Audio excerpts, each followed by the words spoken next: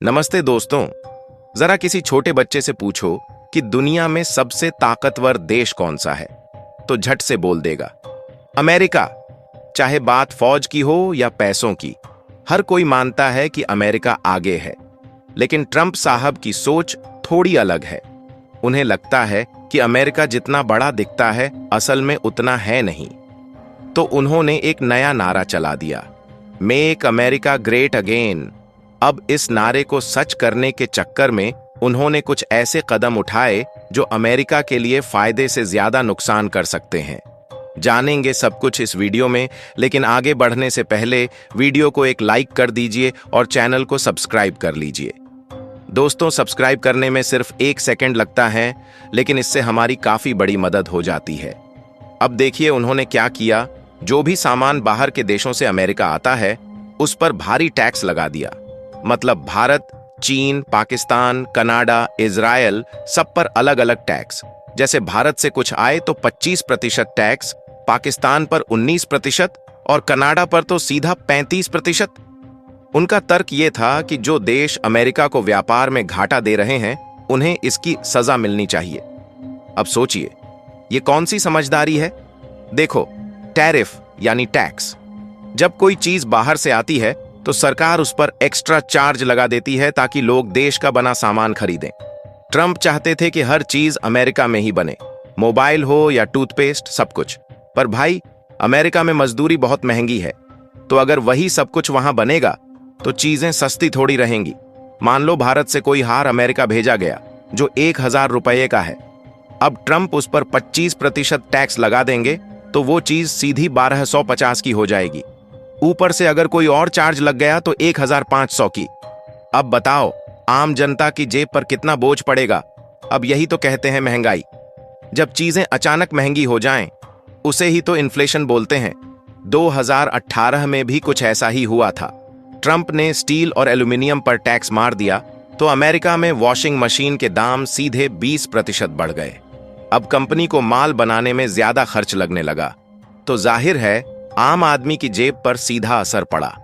और सिर्फ इतना ही नहीं, अमेरिका की बड़ी बड़ी गाड़ी बनाने वाली कंपनियां जैसे फोर्ड, जीएम और टेस्ला, ये सब बाहर से पार्ट्स मंगाती हैं।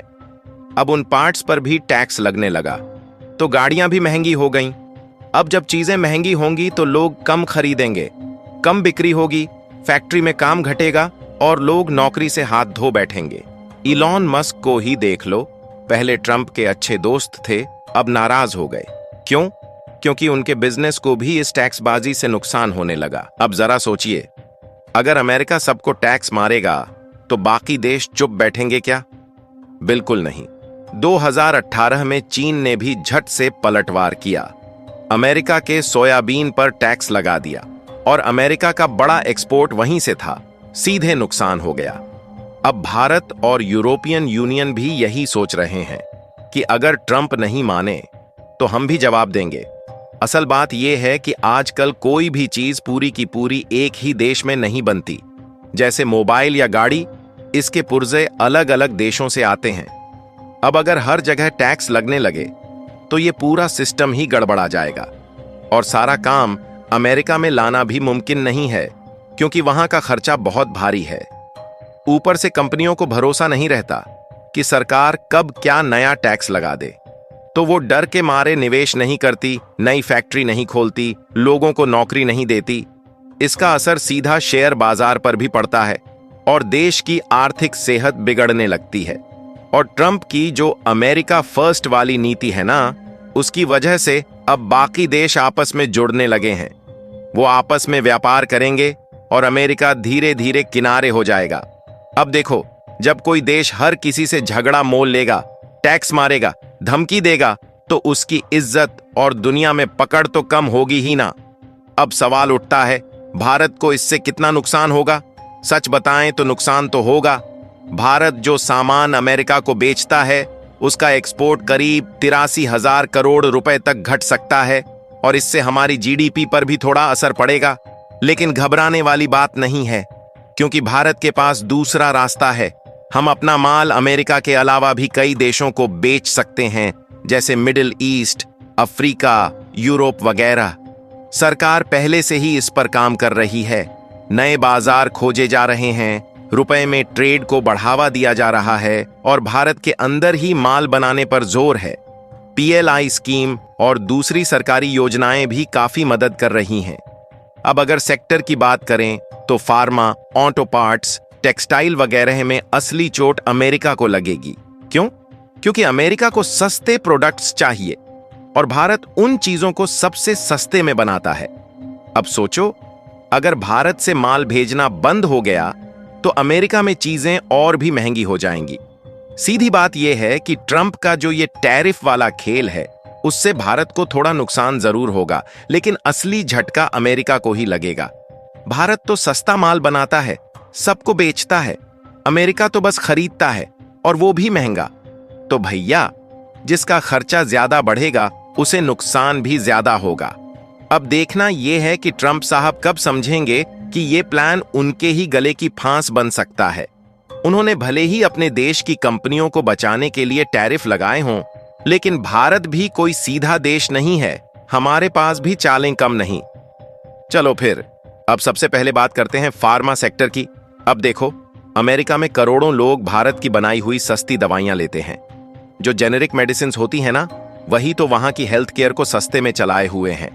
अब सोचो, अगर ट्रंप टैरिफ लगाते हैं तो वही दवाइयां महंगी हो जाएंगी। तो नुकसान सिर्फ कंपनियों को नहीं होगा, सीधा असर आम आदमी की जेब पर पड़ेगा। मतलब जो पॉलिसी ट्रंप जनता की भलाई के नाम पर ला रहे हैं, वो ही पब्लिक को नाराज कर सकती है। और जब जनता गुस्से में आती है तो नेता की कुर्सी हिल जाती है। अब भारत को क्या करना है?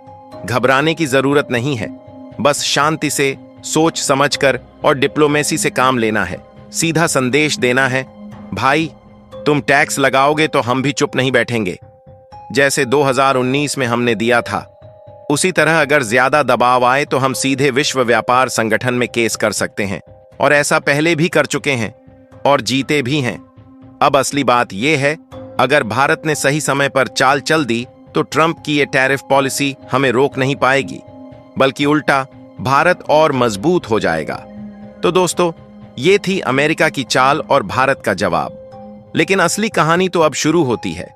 अब बात करते हैं एक बड़े सवाल की, क्या ये सब मिलकर एक नई कोल्ड वॉर की शुरुआत है? क्या ये ग्लोबल ट्रेड वॉर का दूसरा पार्ट है? और भारत को लंबे समय के लिए क्या तैयारी रखनी चाहिए? असल में अमेरिका आज चाहता है कि पूरी दुनिया उसके हिसाब से चले। चीन से कहता है टिकटॉक बंद करो, हुआवेई से दूर रहो। यूरोप से कहता है रूस से गैस मत लो, हमारी गैस लो। भारत से कहता है अपने डेटा सेंटर्स में अमेज़न और गूगल को आने दो। और जब कोई नहीं मानता तो ट्रंप साहब टैक्स का डंडा ले आते हैं। लेकिन भाई, अब वो पुराना जमाना नहीं रहा। चीन अब 1990 वाला चीन नहीं है। भारत अब सिर्फ आईटी सपोर्ट देने वाला देश नहीं है, और यूरोप अब हर बात पर अमेरिका की हां में हां नहीं मिलाता। अब जरा सोचो, अगर ट्रंप सच में ये ट्रेड वॉर शुरू करते हैं तो ये सिर्फ दो देशों का झगड़ा नहीं रहेगा, बल्कि एक ग्लोबल झटका बन जाएगा। और इसका नुकसान सिर्फ अमेरिका या चीन को नहीं, पूरी दुनिया को होगा।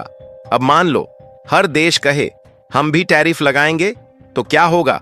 हर कोई अपने बॉर्डर बंद कर लेगा, सप्लाई चेन टूटेगी, चीजों के दाम आसमान पर पहुंच जाएंगे और महंगाई फाट पड़ेगी हर देश में। लेकिन सबसे ज्यादा चोट विकासशील देशों को लगेगी, जैसे भारत, वियतनाम, बांग्लादेश, इंडोनेशिया, जो अभी अभी खड़े होना शुरू ही किए हैं। लेकिन देखो, संकट के बीच मौका भी छिपा होता है। अगर अमेरिका और चीन आपस में भिड़ते हैं तो दुनिया को एक ऐसा देश चाहिए होगा जो भरोसेमंद हो, शांत हो, सस्ता हो और काबिल हो। और ये रोल भारत निभा सकता है। क्यों? क्योंकि हमारे पास है युवा ताकत, तकनीक, डिप्लोमेसी और अब थोड़ी आत्मविश्वास भी। हमें बस अपनी कुछ कमियां सुधारनी है, जैसे माल ढोने का सिस्टम यानी लॉजिस्टिक्स मजबूत करना, बिजली सस्ती बनानी और सरकारी कामकाज को तेज करना। अगर ये हो गया तो फिर चाहे ट्रंप टैरिफ लगाए या चीन धमकाए, दुनिया की नजर भारत पर ही टिकेगी। अगर ट्रंप जीतते हैं और फिर वही पुराना टैरिफ खेलने लगते हैं, तो ये सिर्फ व्यापार की लड़ाई नहीं होगी, ये होगी एक आइडियोलॉजिकल लड़ाई। एक तरफ होगा ग्लोबलाइजेशन यानी मिलकर आगे बढ़ना, दूसरी तरफ होगा आइसोलेशन यानी सबको छोड़कर अकेले चलना। एक तरफ होगा सहयोग, दूसरी तरफ डर और दबाव। और भारत को तय करना है कि वो इस लड़ाई में किनारे बैठा दर्शक बने या खुद को दुनिया के सामने एक विकल्प बनाकर पेश करे। अब सोचो, अगर ये सच में एक नई कोल्ड वॉर है तो तुम्हारा देश कहां खड़ा है? और सबसे बड़ा सवाल, क्या भारत सिर्फ हर बार रिएक्शन देगा या अब दुनिया को लीड करेगा? इसका जवाब मिलेगा अगले पार्ट में, जहां बात करेंगे क्या भारत अमेरिका के टैरिफ से बचने के लिए अपनी इकोनॉमी को फिर से डिजाइन कर सकता है? क्या हम चाइना +1 नहीं, अब सीधा इंडिया फर्स्ट बन सकते हैं?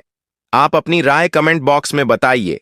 और अगर आप भी सच्चे भारतीय होने पर गर्व महसूस करते हैं तो कमेंट में जय हिंद, जय भारत जरूर लिखें। अपने दोस्तों में शेयर करें जिससे उन्हें भी जानकारी मिल सके। मिलते हैं अगले वीडियो में, तब तक के लिए जय श्री राम।